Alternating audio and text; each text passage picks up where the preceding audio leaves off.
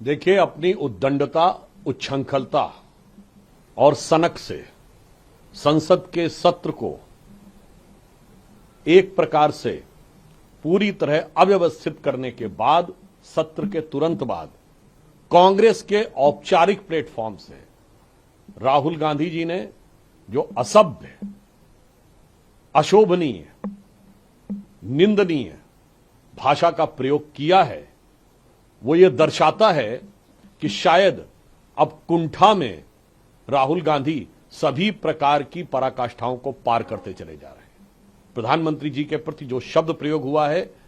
वो ये दर्शाता है कि पहले संसद का सत्र और संसद सत्र के बाद कांग्रेस का यह मंच, अब दिखाई पड़ता है कि कांग्रेस पार्टी और राहुल गांधी देश के लोकतंत्र के लिए और स्वस्थ लोकतंत्र के लिए एक चुनौती बन के खड़े। और कल का दृश्य इस मामले में भी महत्वपूर्ण है। ये दो लोग गले मिल रहे थे भारत की विदेश नीति के ऊपर अत्यंत अशोभनीय टिप्पणी करने के बाद। एक वो संदीप दीक्षित, जिन्होंने ये बोला था कि भारत का सेना अध्यक्ष सड़क छाप गुंडा है, और दूसरे वो राहुल गांधी,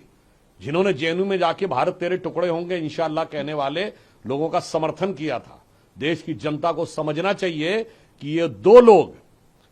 जो भारत की सेना अध्यक्ष को सड़क छाप गुंडा कहने वाला और एक भारत तेरे टुकड़े होंगे इंशाअल्लाह कहने वालों का समर्थन करने वाला, मिलकर मां भारती के उस सपूत प्रधानमंत्री नरेंद्र मोदी जी के लिए इतनी अभद्र गालियां बक रहे हैं कि लगता है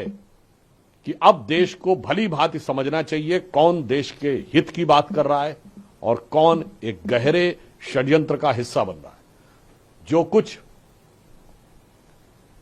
राहुल गांधी ने बोला है उससे एक बातें और समझ में आ रही हैं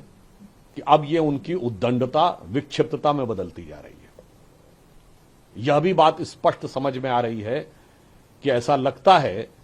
कि वो अब कुछ अपना संतुलन खोते चले जा रहे हैं।